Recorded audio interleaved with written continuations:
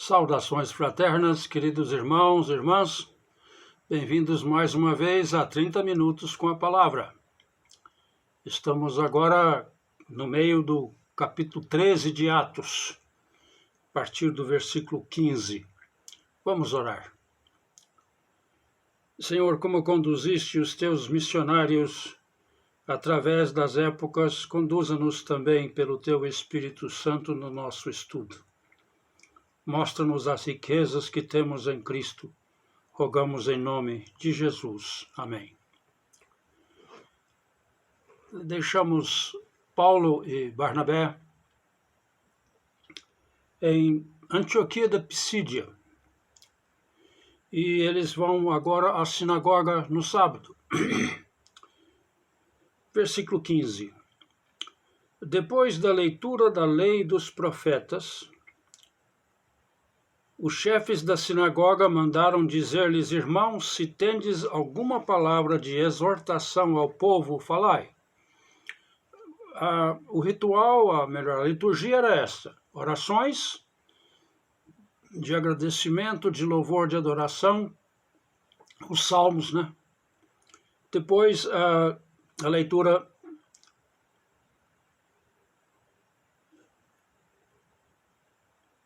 da lei e dos profetas, e se houvesse alguém visitando, talvez alguém que fosse conhecido ou talvez não, uma palavra era aberta para alguém falar. Versículo 16. Então Paulo se levantou e, pedindo silêncio com a mão, disse: varões israelitas e os que temeis a Deus, ouvi. Varões israelitas, tudo bem, judeus. Mas os que temeis a Deus, os que são tementes a Deus, significa pessoas que não eram judias, eram gentios, mas que procuravam, se aderiam ao Deus de Abraão, Isaque e Jacó. Isso era muito comum. Havia sempre... onde havia judeus, havia sempre aqueles que temiam a Deus, que eram seguidores de Javé, que eram aqueles que, cansados da baixa moralidade, ou melhor, a amoralidade da época, cansados dos deuses antropomórficos, os deuses em figura humana ou que imitavam a conduta humana, esses que estavam cansados desta religião vazia do paganismo, aderiam ao judaísmo, sem serem judeus, sem passarem pelos rituais necessários, a circuncisão, o batismo de imersão, tudo isso. Eles não passavam por isso, mas eles estavam na sinagoga porque eles adoravam ao Deus de Abraão, Isaque e Jacó.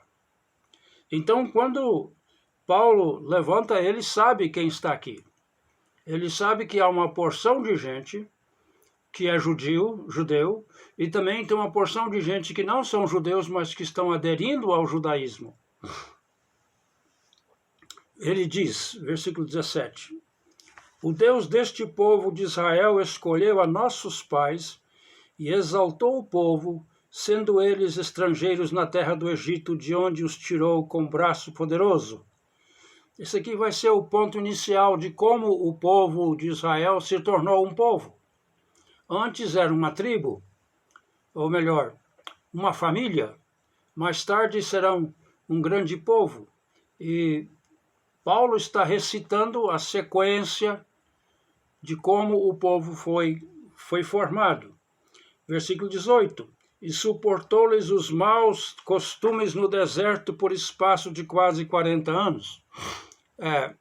Paulo está passando rapidamente sobre todas as murmurações e todos os pecados e rebeliões que o povo cometeu durante os 40 anos no deserto. Versículo 19. E havendo destruído as 7 nações na terra de Canaã, deu-lhes o território delas por herança durante cerca de 450 anos. Esse foi o período logo após a entrada e o período dos juízes. Paulo está citando a cronologia de como o povo é povo de Deus. Depois disso, deu-lhes juízes até o profeta Samuel. Juízes até chegar a Samuel. E daí para diante vai ver o quê? Versículo 21. Então pediram um rei, e Deus lhes deu por 40 anos a Saul, filho de Cis, varão da tribo de Benjamim. Xará de Saulo, da mesma tribo, Xará de Saulo. Eu queria pausar um minutinho para mostrar uma coisa para vocês, queridos. Os 7 ou 8 sermões que existem no livro de Atos têm certos pontos do anúncio do Evangelho. É um termo que a gente usa, querigma, ou querigma, sei lá. Querigma, que significa anúncio ou proclamação. E esses sermões têm certos pontos que são os pontos centrais do anúncio do Evangelho pelos apóstolos. E eu vou dar por alto, assim, um pouco disso aqui. Vamos ouvir? Primeiro, Jesus cumpre as profecias. Deus profetizou a vinda de um Messias. Jesus foi enviado pelo Senhor como ele prometeu. Como Deus prometeu que haveria de mandar um Messias, ele se enviou o Messias. Jesus realizou milagres, confirmando a sua mensagem e mostrando a compaixão de Deus. Esse é um dos pontos que aparecem em alguns dos sermões. Jesus foi entregue ao povo, foi renegado pelos líderes. Jesus foi crucificado, ou nas palavras bem claras do credo apostólico, crucificado, morto e enterrado, sepultado, crucificado. E no terceiro dia ele foi ressuscitado. Então, quando Paulo está falando sobre a história da nação de Israel e finalmente de Judá, ele está preparando para o momento em que Deus vai cumprir a sua promessa enviando o Messias. Messias cumpre as profecias, vai ser enviado por o Senhor.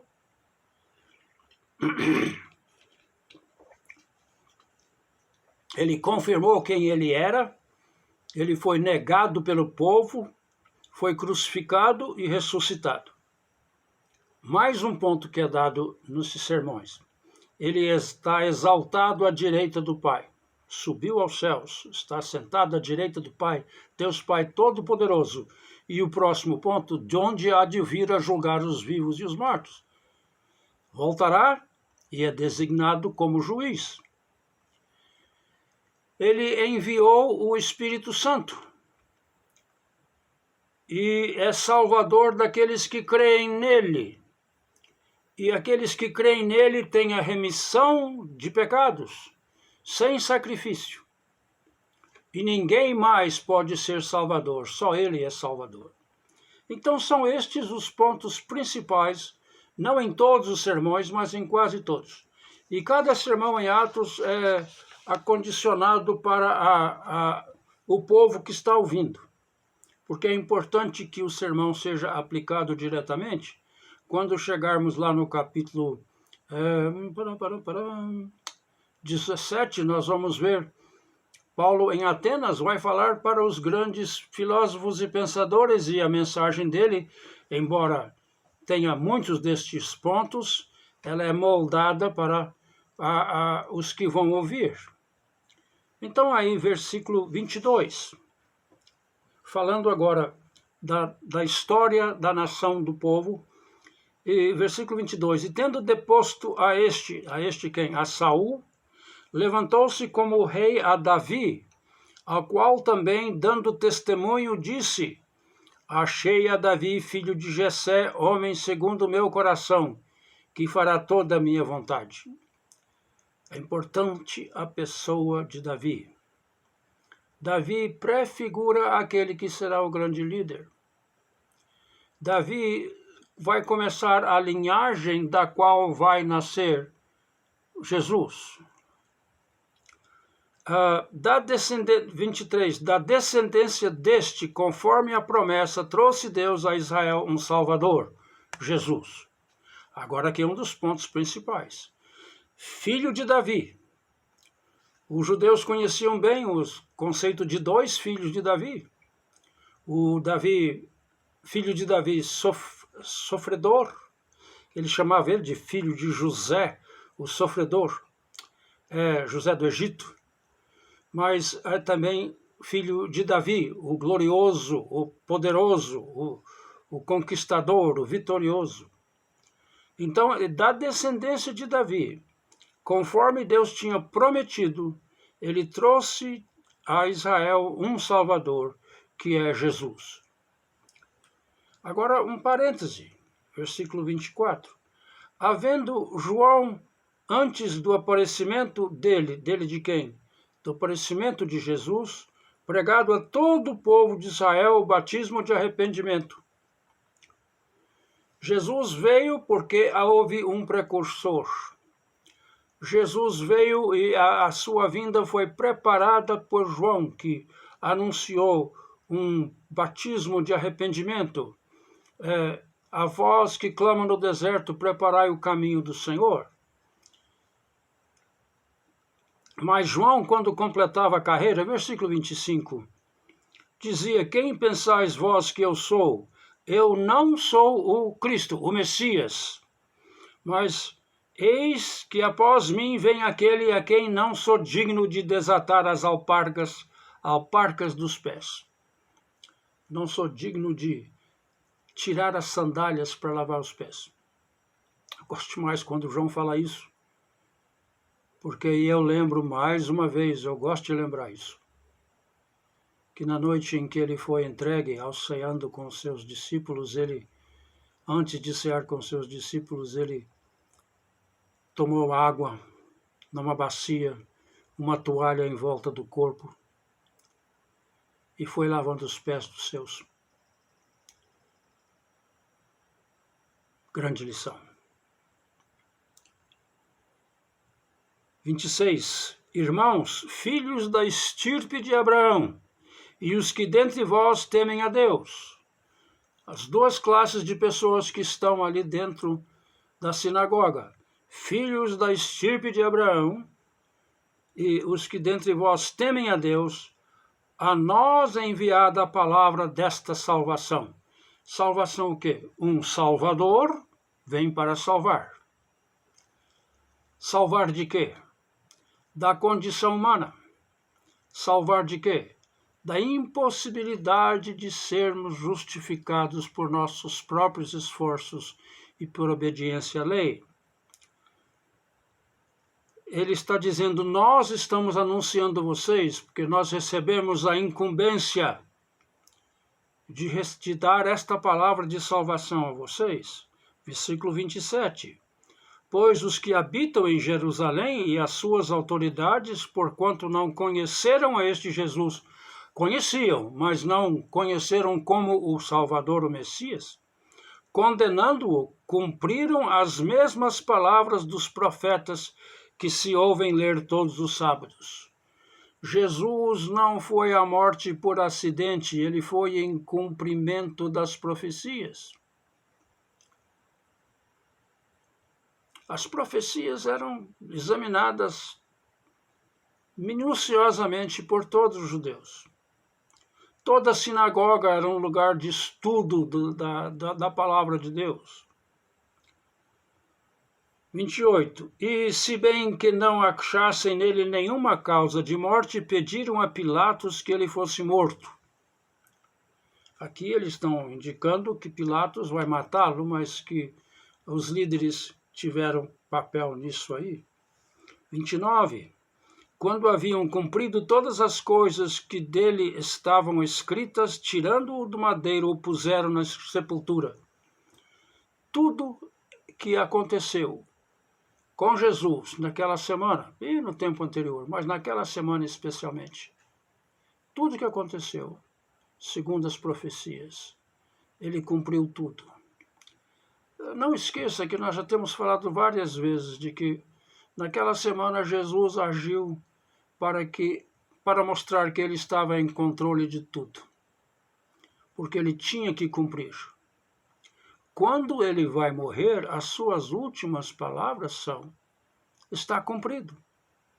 Tetelestai, consumado está. Fiz tudo, a carreira agora está completa. Eu cumpri aquilo que o Pai e eu e o Espírito Santo concordaram antes da fundação do mundo. Eu vim para morrer inocentemente por aqueles que tinham o pecado sobre as suas costas. Eu vim morrer em lugar deles. Quando havia, 29 de novo, quando haviam cumprido todas as coisas que dele estavam escritas, tirando-o do madeiro, o puseram na sepultura. E agora vem o grande anúncio, o versículo 30. Mas Deus o ressuscitou dentre os mortos. Esta é a grande diferença do cristianismo como religião de todas as outras religiões. Nenhuma das outras religiões falam de um fundador sobrevivente. E aqui o fundador da nossa religião, o nosso Cristo, sobrevive até a morte. Deus os ressuscitou dentre os mortos. Esse é o anúncio. Se você crê que Deus o ressuscitou, se você crê no seu coração que Deus o ressuscitou dentre os mortos, e proclama que com sua boca que ele é o Senhor de sua vida, você será salvo, diz Paulo lá no capítulo 10 de Romanos. E ele foi visto, 31, e ele, Jesus, foi visto durante muitos dias, 40 dias, por aqueles que com ele subiram da Galiléia a Jerusalém, os quais agora são suas testemunhas para com o povo. Paulo disse que ele foi visto por mais de 500 de uma só vez, dos quais muitos ainda estavam vivos quando Paulo escreveu 1 Coríntios. Eles são testemunhas da ressurreição. Na realidade, todo cristão é a testemunha da ressurreição. É uma testemunha da ressurreição. Porque se não crê que Cristo ressuscitou, a nossa fé é uma coisa vazia, vã, como diz Paulo, 1 Coríntios 15. Se não cremos que ele ressuscitou, nós somos os mais miseráveis de todos os homens da face da terra, porque nós cremos numa mentira e estamos dizendo que Deus mentiu para nós.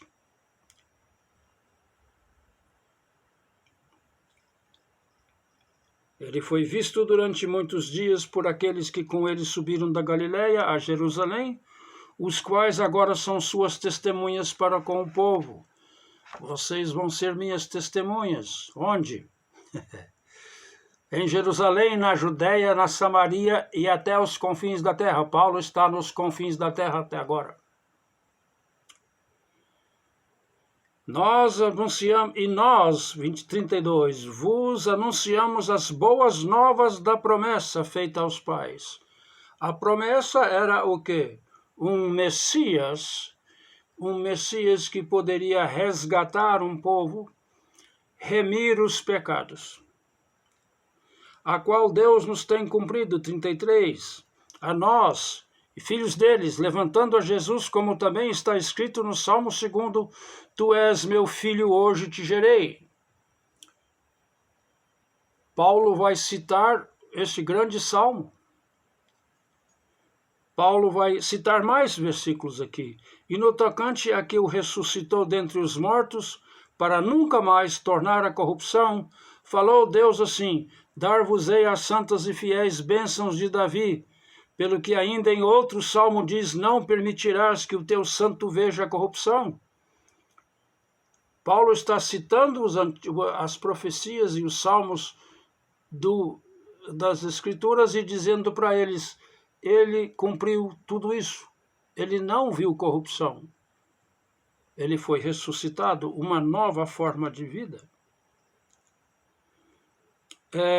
36, porque Davi, na verdade, havendo servido a sua própria geração pela vontade de Deus, dormiu e foi depositado junto a seus pais e experimentou corrupção. Paulo está dizendo, o Salmo não está falando de Davi, não, está falando do Messias. 37, mas aquele a quem Deus ressuscitou, nenhuma corrupção experimentou.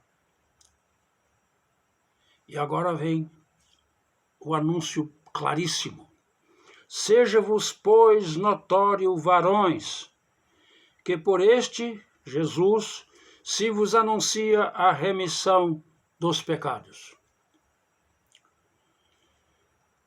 Como é que os pecados eram remidos? No ritual do templo, um animal designado como perfeito era trazido pelo pecador que confessava os seus pecados impondo as mãos sobre a cabeça do animal perante o sacerdote, tomava o cutelo ou a faca e cortava o pescoço do animal e o sacerdote recolhia o sangue ali. E esse animal era então preparado e consumido no fogo. Remido, remissão. Alguém pagou o preço do meu pecado. Todo o sangue derramado desde Abel,